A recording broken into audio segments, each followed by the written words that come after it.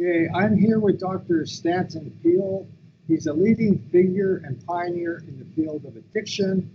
He's a psychologist, attorney, psychotherapist. Dr. Peele developed the online life process addiction program. He's the author of 12 books, including his most recent, Recover, Stop Thinking Like an Addict, and Reclaim Your Life with the Perfect Program. Thank you, Dr. Peele, for taking the time to answer a few of my questions this morning. It's great to be here, and I just want to add that I have a more recent book with a man named Zach Rhodes called Outgrowing Addiction with Common Sense Instead of Disease Therapy. So that just came out within the last year. Oh, excellent. Now, Dr. Peele, before I started my seminar company 22 years ago, I worked as a counselor mainly in outpatient clinics, alcohol and drug outpatient clinics, working primarily with young people, parents, young adults. And I came across your book, and I think you're very familiar with it, The Truth About Addictions. And Recovery. Yes.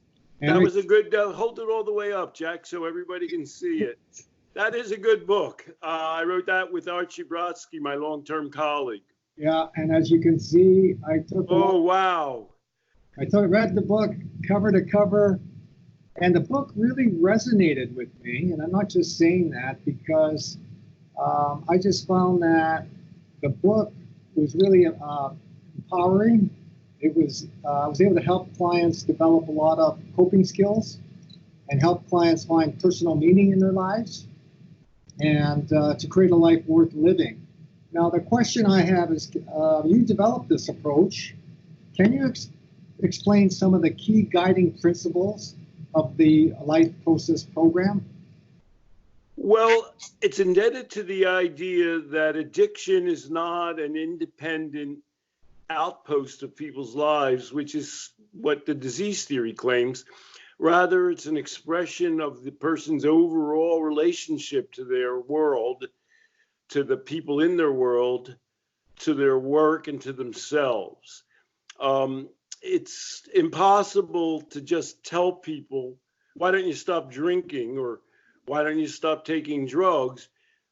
You have to enhance the fiber of their life in order to allow them to progress beyond addiction. Obviously, they can pay some attention to the habit.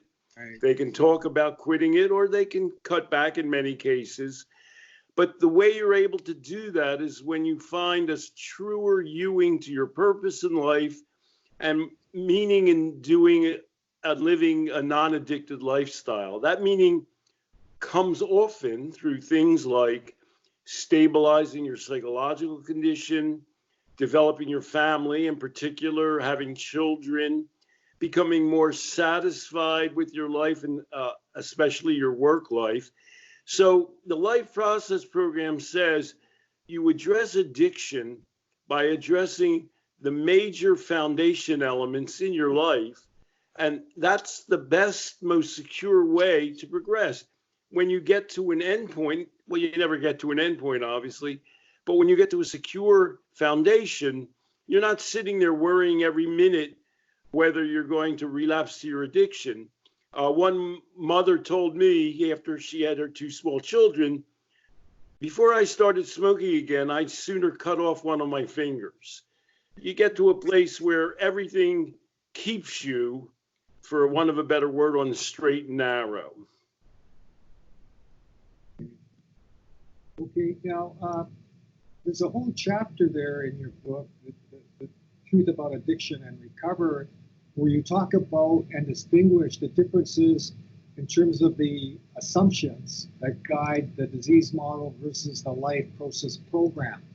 Can you shed some light on that in terms of some of the differences between the disease model and the Life Process program?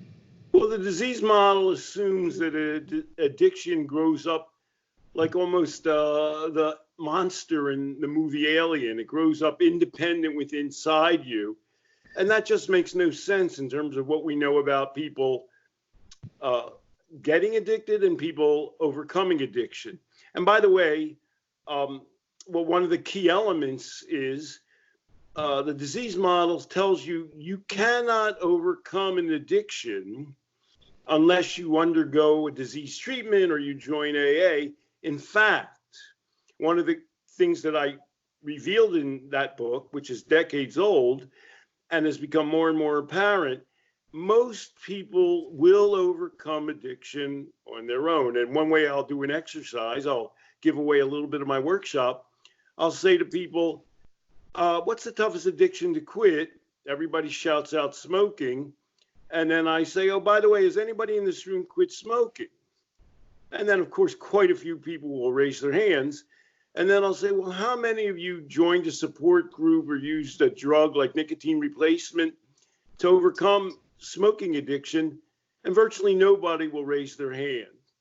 And then I'll say, well, what actually caused you to quit smoking? And I'll ask a few people, and they'll just have normal human reasons. Well, I had a child. Well, they didn't want to give me a job because I smoked. Well, they had a rule you couldn't smoke around there. Well, I started worrying about my health. In other words, those are all basic human processes. So rather than seeing the disease model sees the addiction as growing up in and of itself inherently, the life process program sees it as being tied to all aspects of your life.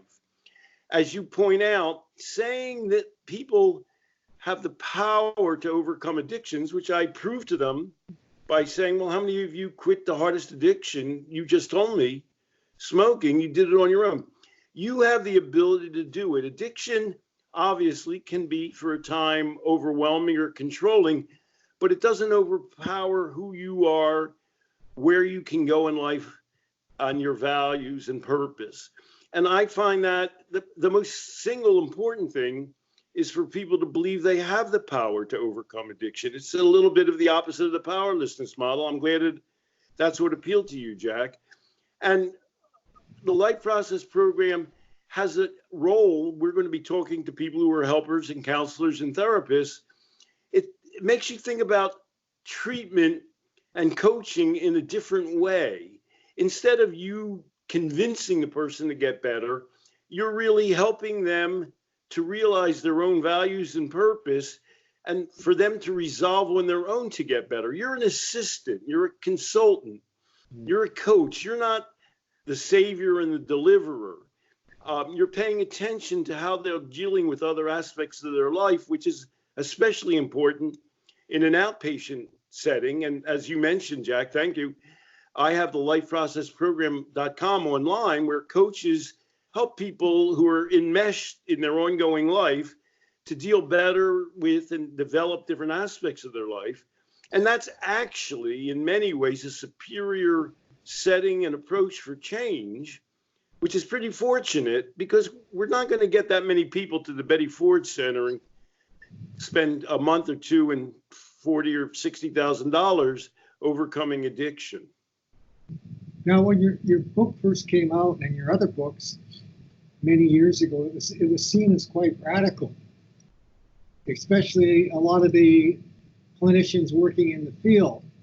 Now, in the past decade, have you, what's your thought in terms of alcohol and drug treatment? Are we making changes and are clinicians aligning more with your ideas, or are we stuck in an old paradigm? That's a very provocative question, Jack. I see by the way you're smiling that you realize it's provocative. By the way, I'm currently writing my memoir. It's called A Scientific Life on the Edge, My Struggle Challenging Accepted Views of Addiction. And a funny thing has happened. There have been a number of bestsellers in the last, say, 4 or 5 years by Carl Hart, by Maya Salovitz, by Mark Lewis, all of which point out that addiction is not a disease. So there's a struggle going on, and that struggle is between the old way of viewing addiction and what is strongly emerging as a new way of thinking about it. Now, I wrote Love and Addiction with Archie Brodsky in 1975. We're getting on a half a century now. And you're right, and I think you asked that question because you know you're right. We're seeing a major shift in how we view addiction. And believe it or not, I'm still around, and I'm still making sure that it's done right, that people don't fall back into old habits of thinking, like, for example, to believe that giving a person a drug can cure an addiction. You have to change a life to cure an addiction. And with all due respect, to get a little bit of credit for my role in changing all these things, because people are still, I don't, you'll be amazed to hear this, Jack, a friendly guy like me with a nice smile, people still find me and my approach a little bit challenging. And, I warn people, don't come if you're not prepared to change your ways of thinking and to open your mind to entirely new conceptions. We're going to be doing we're not taking any drugs, but we're going to be doing some mind exploration when I do a workshop with your groups. Okay. I've worked a lot. We're in the same area here in Vancouver, Dr. Gabor Mate. And I've read 5 of his books. I've organized quite a few of his workshops. And I was surprised when I found there was a bit of a disconnect in terms of we're going to be talking about harm reduction at the conference in Edmonton. But overall, I thought, knowing Gabor, you seem to be on the same page in terms of your view of addiction. He really looks at the social, cultural, economic factors. And I think there's a lot of alignment there between your views and his. Well, I agree with Gabor in several key areas. I don't believe that people are born to be addicted. I do believe that culture and personal experiences are the sources of addiction. I think where the disconnect comes in is in 2 major areas. Gabor tends to start sounding like he believes that you've created a disease. If you've had a trauma or even unpleasant experiences, it changes your brain alignment in the way that permanently debilitates you. I don't believe that, and I don't believe that's a healthy message to give to people. I think it's self-handicapping. I don't think it's true.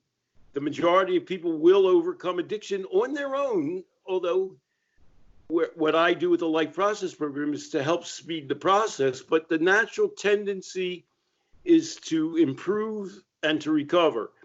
And the second thing I worry about is that by emphasizing trauma and having people dwell on their individual experience will do something that, I know that Gabor is aware of in other areas, will downplay the extent to which these things are embedded in our environment. You can't go into an inner city environment or to downtown Vancouver and say, oh, you had a trauma. You have to look at the environment that people are in, which dictates what I talk about in the Life Process program, improving people's housing, education, skill level, motivation. So it's both practical and optimistic, and I think true to the data, to say to people, well, your trauma is something that you may have undergone, but you can overcome it. And the way we're going to overcome it is by improving, on the one hand, the world around us, and on the other hand, your skills and ability at dealing with that world. Excellent. Sure, I'll be sitting in on your workshop at the conference in Edmonton. I'm sure I'm going to learn a lot more from you now. One final question. At our upcoming Trauma and Addiction Conference in Edmonton this spring, and we're teaming up once again with the Sunshine Coast Health Center in Powell River, and you will be addressing the topic harm reduction, the disease theory, and trauma. Can you share some of your insights regarding the key themes, strategies, and interventions that you will be addressing in your workshop? For me, the key thing about harm reduction, if I were to put it in a nutshell, is we don't focus on people's substance use. We focus on their success in life, both first in surviving and then in improving their life situation and lifestyle. That perhaps may mean abstaining, and perhaps it won't mean abstaining. That's a decision that they have to make. As a part of that, I don't want to get lost focusing on people's trauma. I don't think that's the best way to encourage them to interact successfully with the world. So I don't want to, obviously, people's past experiences are critical, but I don't want to oversell the determinative effects of trauma. And I especially don't want to spend my time with a human being ferreting out their worst experience in life.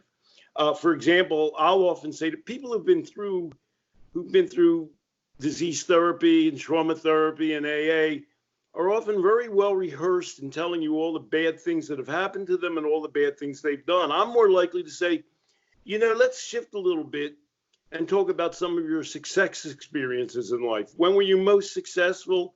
How were you able to do that? Tell me a little bit about what you most like about yourself, what your greatest skills are, what people like about you. Because in general, with children and with adults, people are most successful at improving their lives, at changing, at leaving behind addictions when they're feeling the strongest and the best about themselves. And that's what I aim to help them. I don't want to inspire them, but I want to help them to see their greatest potential. Great. Well, it's going to be a wonderful workshop, and I think the participants are really going to learn a lot from you at the conference in Edmonton. So thank you, Dr. Peele, for taking the time from your busy schedule to answer a few of my questions. And don't forget, people will have fun, and it'll be exciting intellectually and interpersonally. I guarantee that. Thanks a lot for giving me this opportunity, Jack. Okay, wonderful. See you then.